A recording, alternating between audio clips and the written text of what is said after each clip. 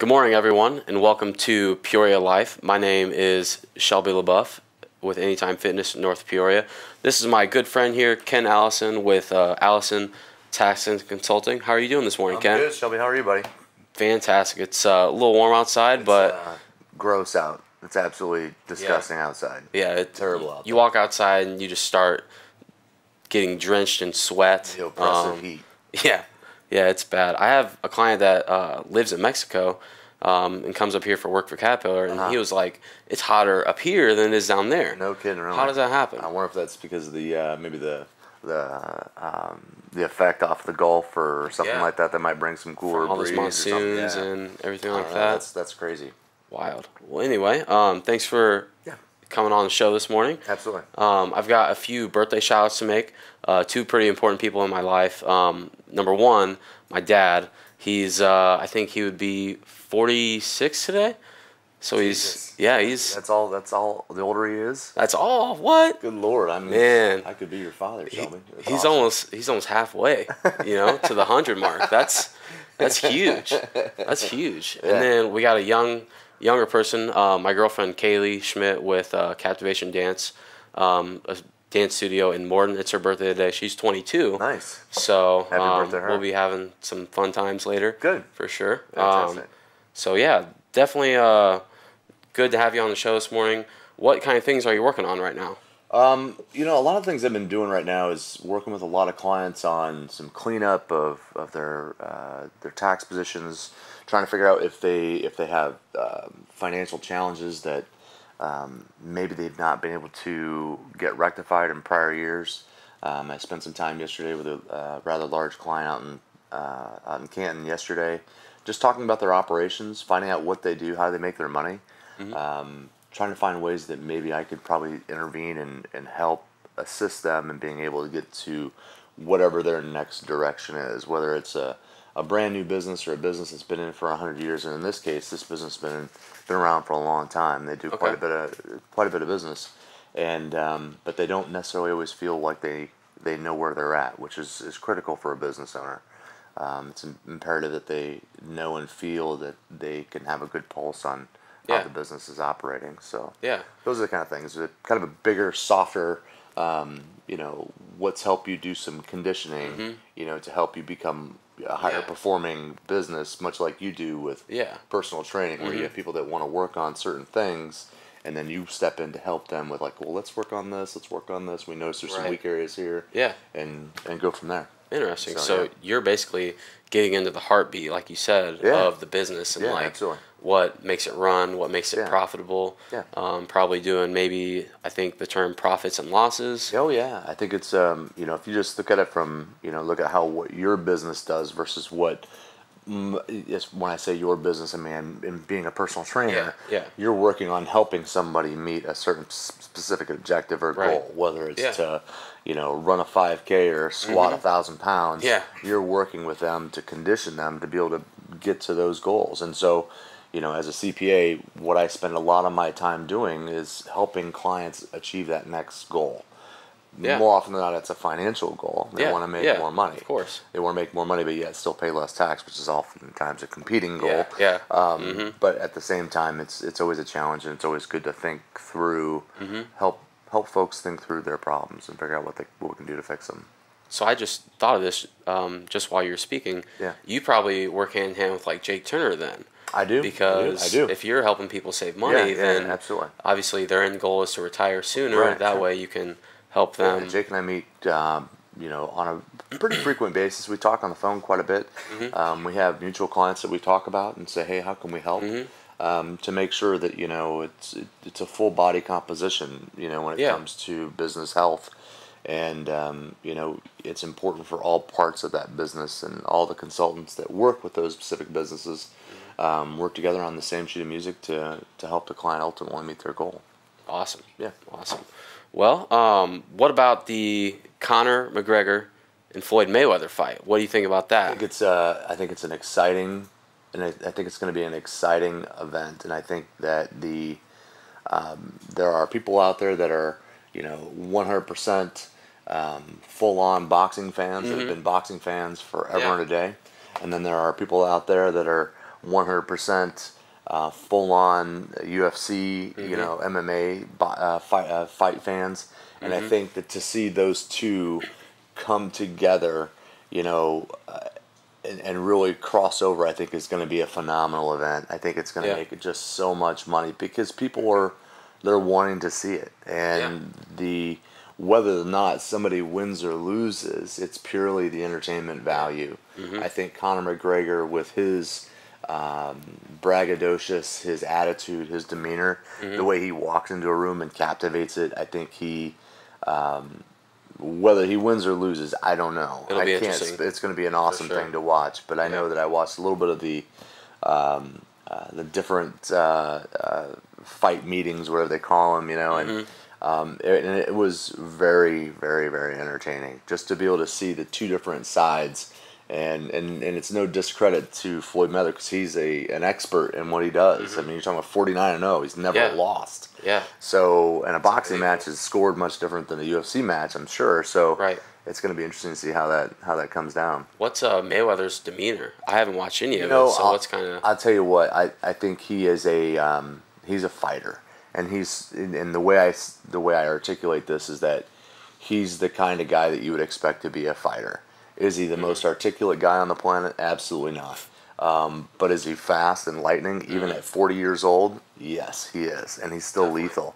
And I think that, you know, regardless of what anyone's business is or what they do for a living, for somebody to be 49-0, that's 49 fights that he's had and never lost. I mean, that's a testament to his preparation, his study. You know, is he the smartest guy on the planet? I don't have no idea. But the reality is that he's a student of the game, and he takes every fight seriously, and I think it's going to be exciting. Famous quotes. I mean, you can go back to "Live every day as if it were your last." Sure.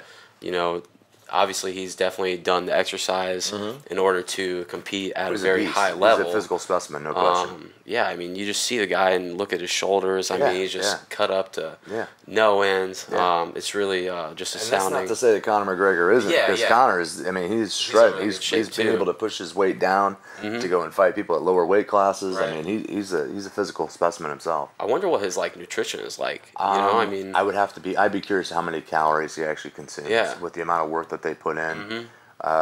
You know, and especially even Floyd Mayweather, because I mean, you know, Conor McGregor, who's 25 years old, something like that. You know, he's in that prime physical peak, if you will, from an age standpoint, and then you've got Floyd Mayweather, who's at the end, basically, he's a middle-aged guy. You know, what does his diet and regimen look like? How much is he training? And how does he avoid injury? You know, I know for me at 45, you know, it's uncommon for me not to have something aching. And so, what is he doing that's keeping him from getting injured? And I just attribute that to just being just a freak of nature, honestly. Yeah, I think you said freak of nature. I call it like his mindset. I mean, really, just in his head, he's got his mindset on I'm gonna go. Maybe it's 50-0. Who knows? Sure. I think last fight he had was with Pacquiao.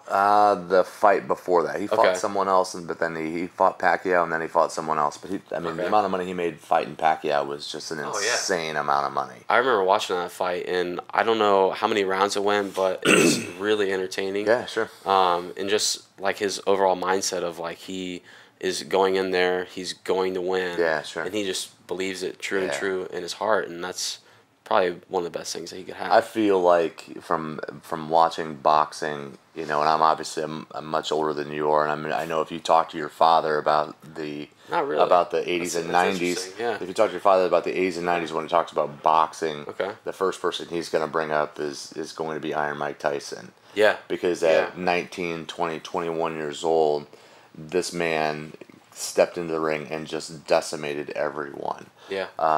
And I can tell you that, you know, because in my opinion, pay-per-view and pay-per-view events is because of Mike Tyson and what he did for that business model. Yeah. Because everyone wanted to watch him fight. It didn't matter if it was a 30-second bout because he would knock somebody out that fast, or if it were a 3-round bout. But normally you would have house parties and people going to watch these fights, and they would last for all of 90 seconds, and they were every single one of them was incredible. Yeah. And so, and I think it's because of, you know, I mean, Mike Tyson's all over the place. I mean, he's in movies, he's in commercials, he's in all different sorts of things. Hangover with the Yeah, tiger. sure, Yeah. right. And so, and it's because of that mentality and personality he has, I think, that people just gravitate towards. So, in comparison, Mike Tyson's probably like the Michael Jordan Absolutely, of basketball. yeah, no if you think question about about it. I think for people that are in my age group, kind of equate those two things. You know, we watched, you know, fights when Mike Tyson was fighting. We watched professional basketball when Michael Jordan was playing. Now, Michael Jordan didn't have a perfect game every single game, but he was exciting to watch. Yeah. And so, and I think that there are still some remnants of that now, but it's just different games in both areas, you know, even now.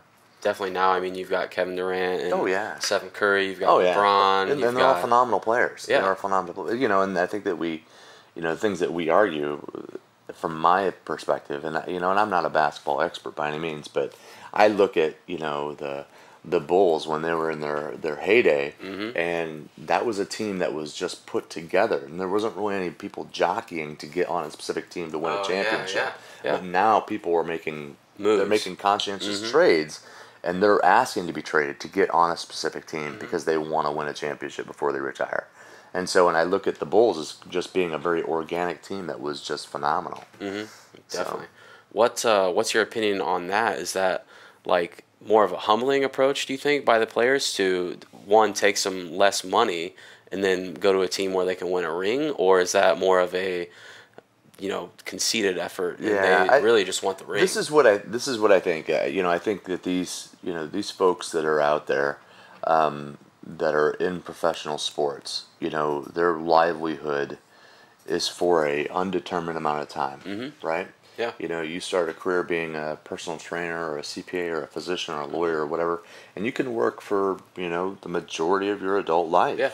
You know, you might get to the latter stage where you say, well, you know, I think I want to retire and be done. Right. You know, these folks, you know, when they're playing a professional sport, they've got a limited amount of time that they can play.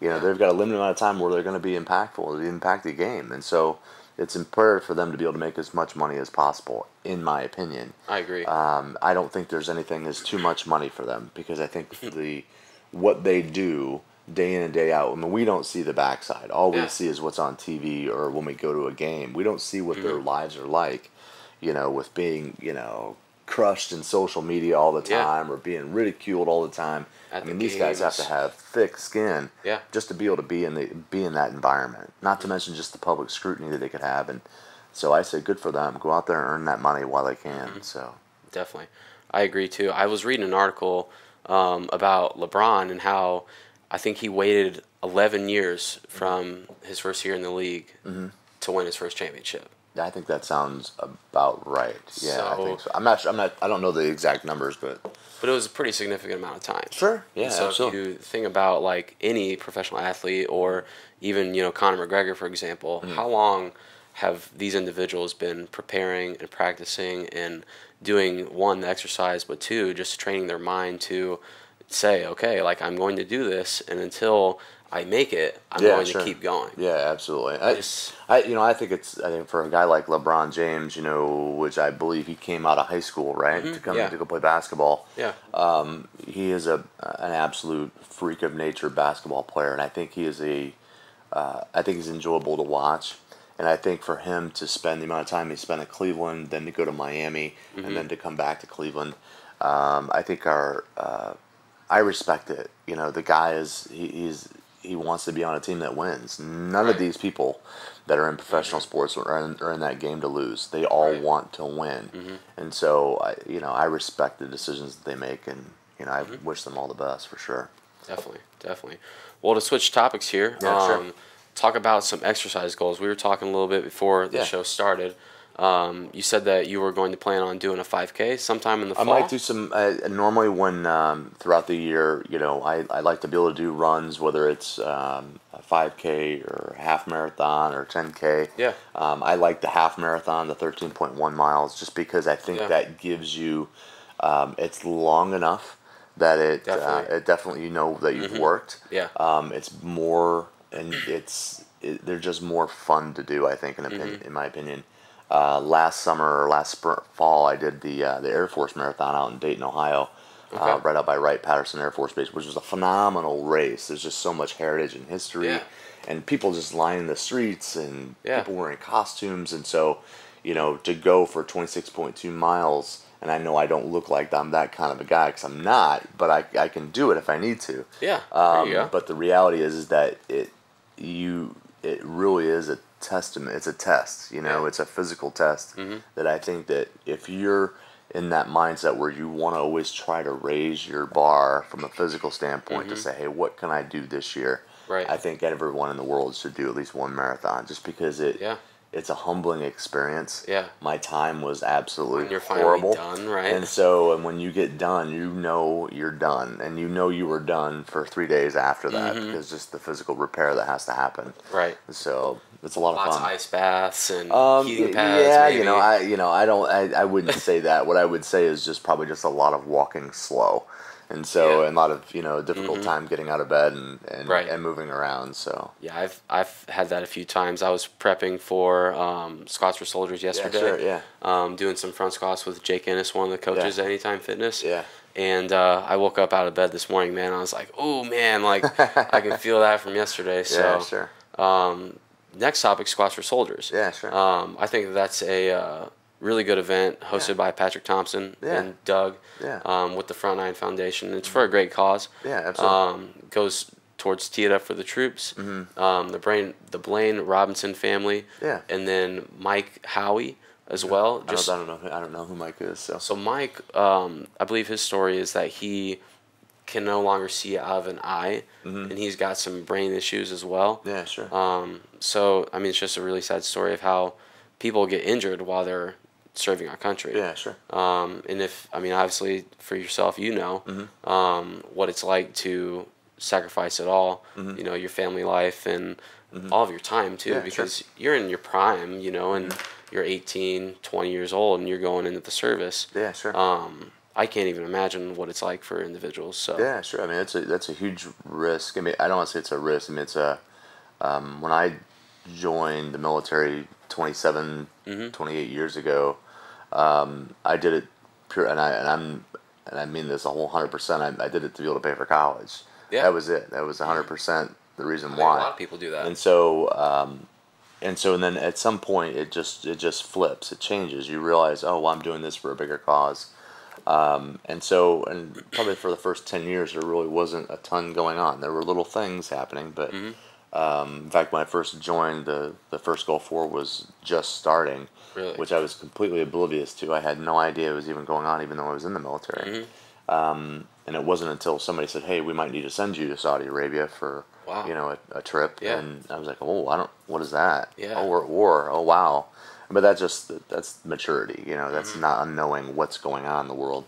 And then when 9/11 happened, everything changed. I mean, Right. the tempo for even, part-timers, National Guardsmen, reservists, the tempo went from, 1 week in a month, 2 weeks a year to, hey, we're going to be gone anywhere from 180 to 270 days out of the year. Wow. And so then it became much more serious, and then you start to realize you have a better understanding of why you do it. Yeah. So, and thankfully I've come out relatively unscathed. I haven't had any major issues, and Absolutely. so I'm blessed. Definitely. I think, for you and anyone who has served for our country and then came back and, thankfully they're okay. Yeah, sure. It kind of makes you probably appreciate things a little bit more. Oh yeah, it definitely widens your perspective on how you see the world. Yeah. Your thresholds for stress are vastly different. They're not necessarily like, hey, well, my stress level is, I don't get stressed until, this times the nth power or anything like that at all. It's just there can be different things that will trigger you to feel a little more stressed or anxious than Right. normal. But for the most part, it gives you what I say is basically a new lease on life, and the fact that you're able to see things differently, and so you can either embrace it and try to go to that next step. You know what I mean? And I feel like that's what it's done for me. Yeah. Really. And I feel like that's what you've done with your business too. Oh, absolutely. With doing Yeah. tax and consulting and Yeah, stuff. absolutely. You're you serve for our country, and now you are helping others get to Absolutely. where they want to be in the same sense that I am, Right. just in a different way. Absolutely. So that's great, man. Let's talk a little bit about, you wanted to ask me what the difference is between my exercise in the past 5 years. What are you doing now that's different? What I'm doing now. Yeah. What do you do now versus what you did 5 years ago or 10 years ago? Or what Yeah. How is Shelby different How have I now evolved? versus what you were when you first started doing this? It's a good question. So, probably 5 years ago, I started with just walking and running. Yeah. I was huge into like 5Ks and 6 mile runs, 7 mile runs, 12 mile runs. Right. Things like that. I really got into biking, so I'd ride my bike to work and back. Would ride probably 60 miles a week. I mean, wow. And then I was running too on top of it. Yeah, sure. I was just a cardio machine. I mean, I realized that being very overweight and having pre-hypertension, that my heart needed to get really healthy. Yeah, so sure. That pushed me into the mindset of, okay, I'm gonna do X amount of cardio every day. It was like maybe 1 hour, maybe 3. I didn't know, depending on the day. To over the past probably 3 years or so, I focus more on weight training. Yeah, sure. So like if I look at pictures of myself like 3 years ago, for example, I would say relatively the same. I would say more of like the quote unquote skinny fat look. Yeah. Because I was like super lean, like I was maybe like 190 pounds. Right. But I had no muscle. Yeah, sure. So I was just like, what am I going to do about this? Yeah. And it actually, believe it or not, wasn't until Jake, and it's at the gym. Me and him have been friends since high school, but sure.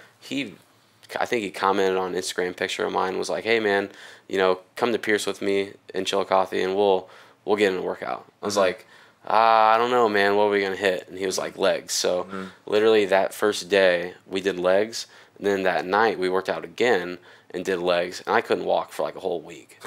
It was bad. It was terrible. I was cursing at him and swearing at him the whole week. Yeah. But I mean, thankfully enough, I stuck with it. He pretty much took me under his wing, and came out with workout programs for me, and it was kind of a good combination because he was in football, so he was more for power and strength. Right. And I was obviously the cardio bunny, so I was like, all right, let's go faster. Let's go faster. Right. We would push each other really well in that respect. And so now I've taken a lot of what he's taught me, a lot of what Patrick's taught me, and a lot of what I've done like on independent research and just people that I follow on social media. Yeah, sure. And try to replicate and come up with my own versions of the same like weight training exercises. So I would say right now I'm in quote unquote the maintenance stage.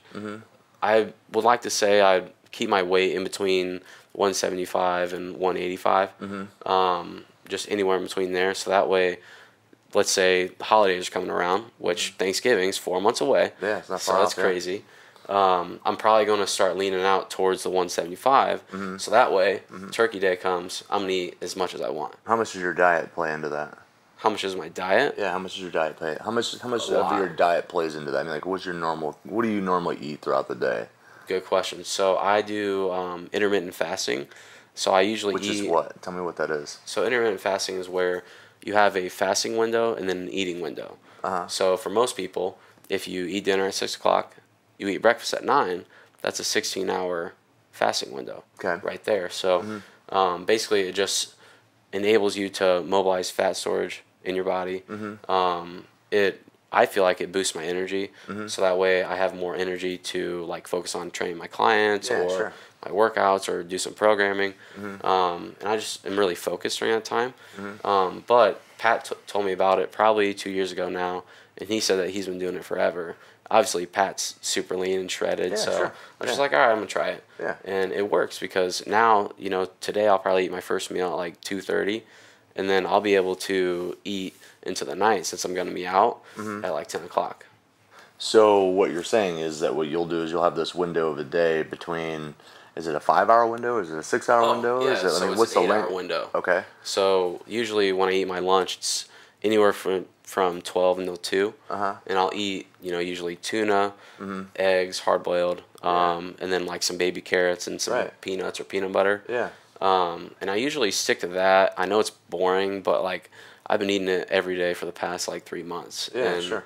I used to eat a lot of like starches and stuff because I was running. Yeah. So now I'm switching to more protein based and healthy fats and things of that nature to one, help me recover because otherwise I'll be sore every day. Right. And then two, the fats are to keep my brain functioning at a proper level and just be able to work my, Yeah. 13-hour days or what have you. Right.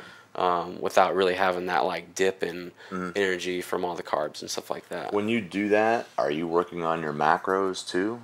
Is that coming into it? No. Where it's protein, fats, Yeah. carbohydrates. Yeah. Are you blending that in there or no? That's interesting. So I need to talk with Lindsay about my diet for sure. 'Cause she's a macro wizard. It seems like. Yeah, she knows what she's talking about. And I have no clue about it. I know I can count it. I can do that. Yeah. But in my experience, I've never really counted or tracked my calories. Yeah, like sure. throughout the last 5 years. I go with usually how I feel. Yeah. Like some nights if I'm not hungry because I have a big lunch and I just don't eat at dinner. Yeah. So what I may do is instead if I eat my last meal at like 4 p.m. before a client, Right. then I will eat breakfast pretty early. Right, I gotcha. And just kind of switched up that way. So it's Right. flexible. Yeah. And it works with a lifestyle where you're busy and you're always on your feet and I don't be eating my tuna and like say, all right, I got to spot you on squats. Yeah, like sure, yeah. That's just unrealistic for me. But yeah, I don't really count my macros. I think the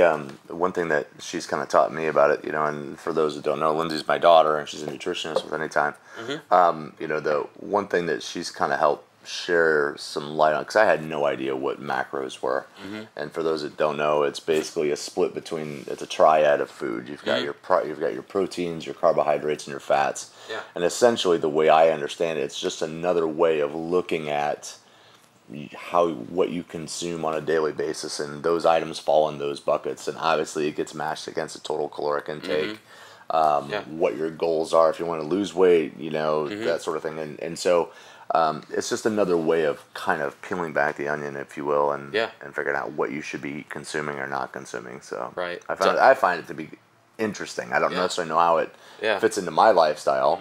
It's not something I'm currently doing. I'm just more curious whether or not it's something you did or not. Yeah. So.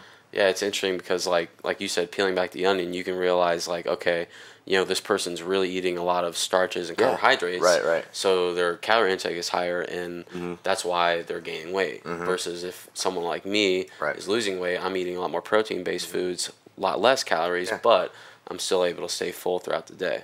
So that's interesting, man. Yeah, absolutely. Well, Ken, thanks for coming on the show this morning. It's been fun. Ken Allison with Allison Tax and Consulting. Yep. If you need any help with your business, how would someone get a hold of you? The best way to reach out to me is just probably hit me up on my cell phone. That's how probably 99.9% of my clients get a hold of me. Yeah. You can give me a call, send me a text message. I try to be as tech savvy and as available as possible. You can also reach me via email at kallison@allisoncpas.com. There you go. And that's also a certified way to be able to get a hold of me. So, absolutely. I appreciate it. And I know I texted you yesterday about the show, and you were like right back, like within an instant. Yeah, and then I didn't text you for a while. So we all have our moments. It's all right. Yeah. You get busy. Yeah, so, sure. Thanks again, Ken, for coming on the show this morning. What are you doing this weekend? We are going to go head up to Galena and take a little bit of time off to I heard about that place. Enjoy ourselves. Yeah, seems like a nice vacation place to go. If you want to get away for a weekend, get hooked up with an Airbnb. Yeah. Go just walk around. Yeah. Great places to eat. Great place to drink. There's a lot of shopping. It's typical American consumerism. So it's good stuff. Awesome. And that's on the west side of Illinois, right? Yes, it's up north by Wisconsin/Iowa. Gotcha. Yeah.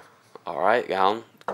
My bad. Well, thanks. Sure. Thanks, Ken. Appreciate it. Sounds good, buddy. Yep. Absolutely. PeoriaLife.com